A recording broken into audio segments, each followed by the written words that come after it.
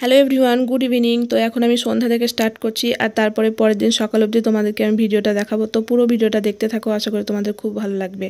তো প্রথমে আমি ডায়েরিতে আরআরবি, এনটিপিসি আর আরআরবি গ্রুপ ডির সিলেবাসটা প্যাটার্নটা লিখে নিলাম। এক্সাম প্যাটার্নটা, নাম্বারটা কীভাবে থাকবে, কোশ্চেন কত মার্কসে আসবে, এগুলো লিখে নিলাম। তো আর ম্যাথ আর রিজনিংয়ের সিলেবাসটাও লিখে নিয়েছি। তো ম্যাথ তো যতটা পড়া হয়েছিল, তারপর যেগুলো হচ্ছে ট্রিগোনোমেট্রি, মেনসুরেশন, জিওমেট্রি, এইগুলো পড়তে হবে। তো যেটা আমাদের সিজিএল তারপরে রেলে কাজে লাগবে, তো তার জন্য ওগুলো করতে হবে। আর এখন আমি একটা কারেন্ট অ্যাফেয়ার্সের ক্লাস করছিলাম, যেটা অর্ধেকটা আগের দিন করে রেখেছিলাম আর অর্ধেকটা বাকি ছিল, তো সেটাই করছি। এটা চ্যানেলটার নাম তোমাদেরকে বলে দিলাম, ইন্দোলোগাস চ্যানেল। এটা আমি আমার একটা ফ্রেন্ডের কাছ থেকে সাজেশন পেয়েছিলাম। চ্যানেলটা খুবই ভালো, তো সেই জন্য আমি এই চ্যানেলটা থেকে মান্থলি করছি। এটা নভেম্বরের ক্লাস, মান্থলি।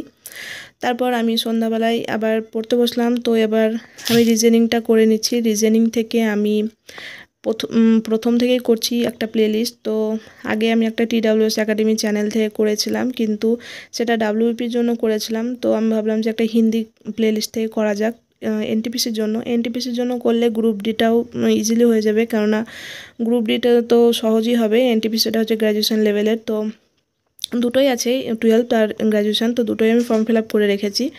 তো যাই হোক, আমি রিজনিংটা যেহেতু আগে থেকে আমার অনেক দিন থেকে রিজনিংটা করা হয়নি, তো রিজনিংটা আমি আরেকবার ভালো করে নিচ্ছি। আর এটা একটা স্কোরিং সাবজেক্ট, তো এটাতে ভালোভাবে নাম্বার তুলতে পারলে ভালো নাম্বার পাওয়া যাবে।